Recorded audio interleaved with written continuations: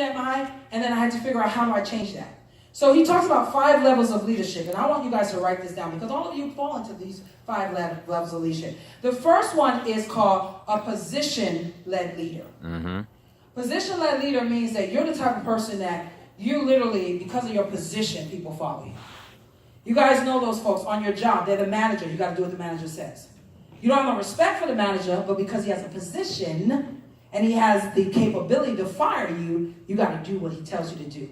That's a position-led leadership. So what that person's doing is they're using their position to tell people how to move. You don't want to be that type of leader, okay? You don't want to be the person that has to crack the whip because you have a title and that's why they're doing it, okay? Then you have permission-based leader. Permission-based leader, people follow you because they want to. They follow you because they want to, okay? They follow you because there's something that they see in you that gives them a reason to follow you. So they have the permission to, they permit themselves to follow you. So that's your permission-based leader. Then you have a production leader. Production leaders, people follow them because they get the job done. They're producing. They have results. They're not talking the talk, quoting a bunch of, different, quotes and putting stuff on Facebook, but at the end of the day, they ain't got no fruit. Come on. See, I'm big on fruit. I don't care what you say, show me the fruit. Because the fruit really tell me if the tree is really actually producing. Mm-hmm. So when you have a person who is, production-based leader, they're always moving up the ranks. You're not sitting at Platinum 1000 for 2 years. You're not sitting there for 5 years. That's not going to work. See, I can't follow a leader like that. If David Monetier was still a Chairman 10 Bass, I wouldn't be here. No, for real. He's a 500. I got a long way to go to catch him. Do you get what I'm saying?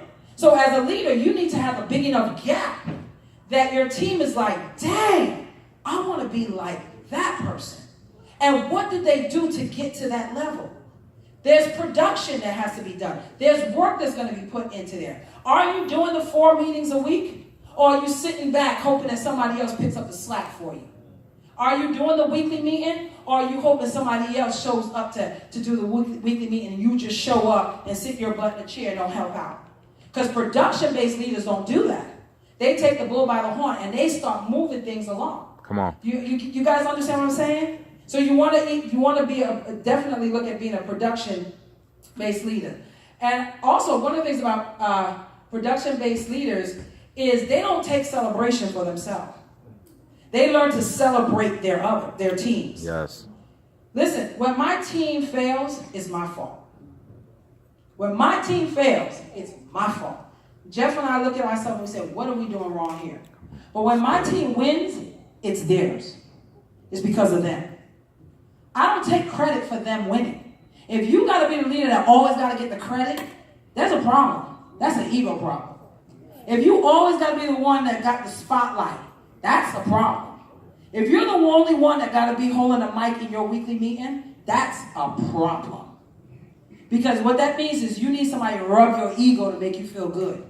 And you should be the next level of leadership, which is people development. Come on. That's the 4th level of leadership. That one right there is the strongest one to me. Because if you can't duplicate yourself in someone else, you missed it. People development means that you don't just recruit people, you develop them. You find out what is their weak points. Everybody in this room has a strength and a weakness. Everybody. Your job as a leader is to find out where the weakness is and help them to work on that. And what the strength is, help them to develop that. Does that make sense? So if you don't know that, and you're just sitting there, well, she's not a good presenter, so I'm not going to put her in front of the room. You missed it.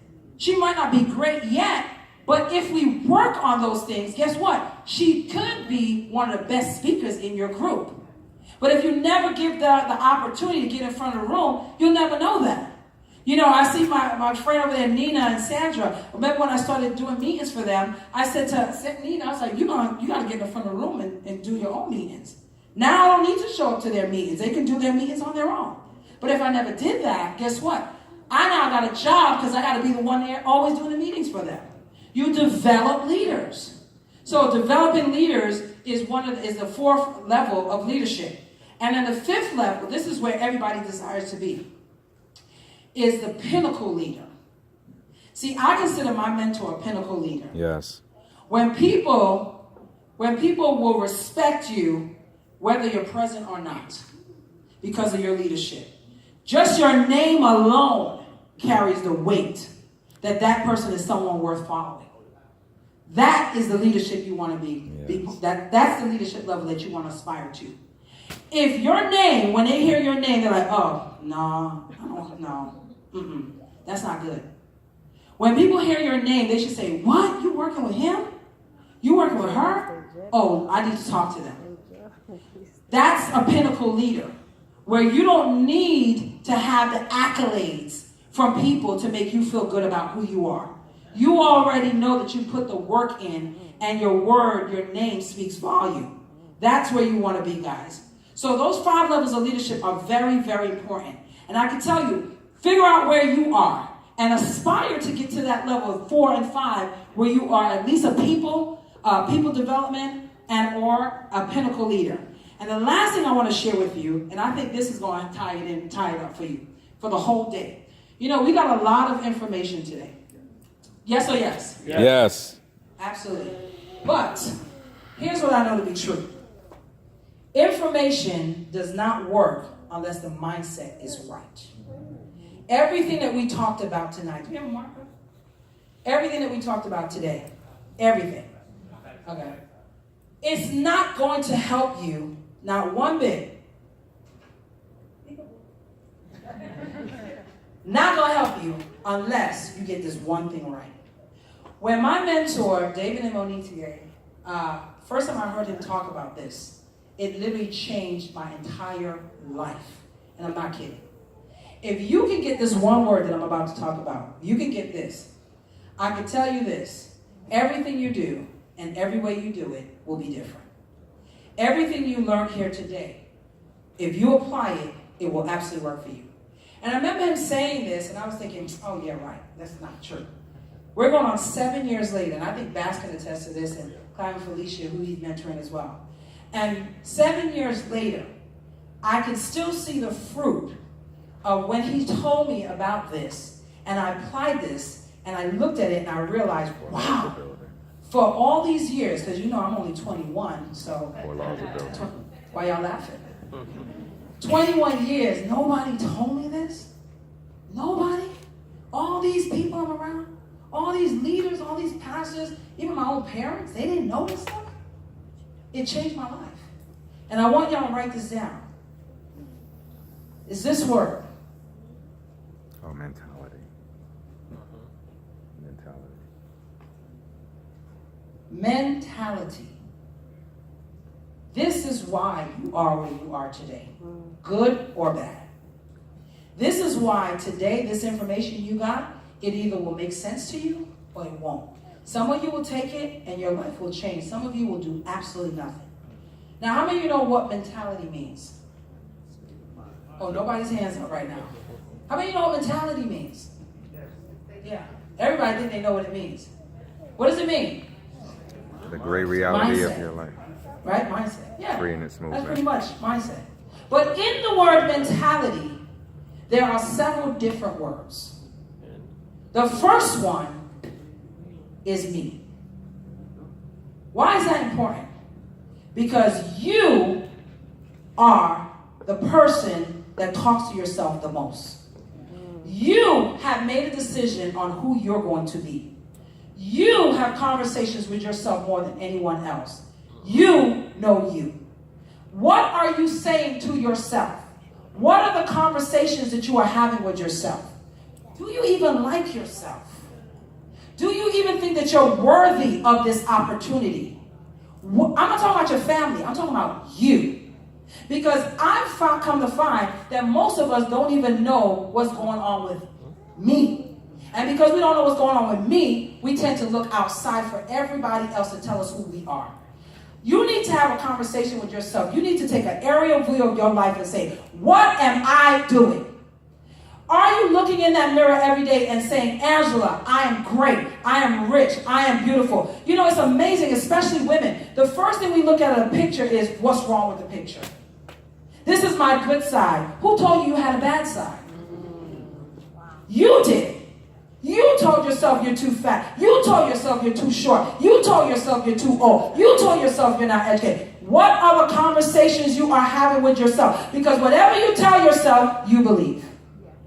The second word is men or woman. Who are the 5 men or women you spend the most time with? Check your phone. Check who you talk to every day. Because the 5 people you spend the most time with, they have created who you are as well. Show me your friends, I'll show you who you are. I'm very particular of who I let in my circle because I know I am a sum total of the 5 people I spend the most time with. That's why everybody can't speak into my ear. This right here, this is the access to this. Whatever you hear, you believe. It goes into your heart. So who are the 5 women or men you are talking to daily? Because they make up how you think. Check those people, because people are like elevators. They either take you up or they take you down. So you got to know, who are my 5 people? And if all 5 of them are negative, where you can put them in a dark room and they develop, you need to find new friends. Yeah. And here's the reality. Some of you you're that negative friend. Let me check. This is how many of you have a job? They laughing like, oh God. How many of you have a job? Is there that person on your job when they're missing for the week, you miss them? And then that person, when they miss you, like, thank God they're not here this week. Are you the person that people are saying, thank God they're not here this week? Real talk. Because if that's you, you're the negative person. And I guarantee you got 5 other negative friends right around you. So who are the men or the women that you spend your most time with? Some of you have got to go through a season of separation from people who are not like you. And that's not saying that you won't ever talk to them again, but you got to go out there and save yourself and then come back. Even on a plane, they tell you put your mask on first before you put it on your children. Because you can't save nobody until you save yourself. You can't. So who are the men and women? The third word is mental. What is mental? Mental is, what are the books you read, the audios you listen to, and what you hear? Do you know most people do not open a book after they leave college? Show me the last 5 books that you've read. I guarantee you most people in here have not read 5 books in the last 6 months. I guarantee you that. The books you read develop who you become. Before I had a physical mentor, I had books and audio. I'm an audiobook girl. I'm in the car. If you go to my car, ask my kids. We don't play music in our car unless it's, spiritual, uplifting music. We don't listen to, I don't know the latest songs on the radio. I just don't. Because I understand that whatever I hear, my ear gate goes into my heart, and that's what I'm going to speak. So I don't listen to junk music. I just don't. What are the last books you read? What are the last audios? Who are you listening to? I saw Justin give out 2 prizes, Conceive, Achieve, and Believe by Mr. David Monetier. Guys, that audio changed my life. And I listened to it over and over and over and over again. I could recite it verbatim because I listened to it so much. So what are the books you're reading? What are you listening to? Most of you sitting watching the news. Do you know the news is designed to give you negative news? That's why it's called CNN, constantly negative news. When is the last time you saw the news give you good news first? They don't do that. They give you the bad news. That's what they do. So what are you listening to? What are you listening to? What are you hearing? And the last word, this is a word, is tality. Look it up. You know what tality means?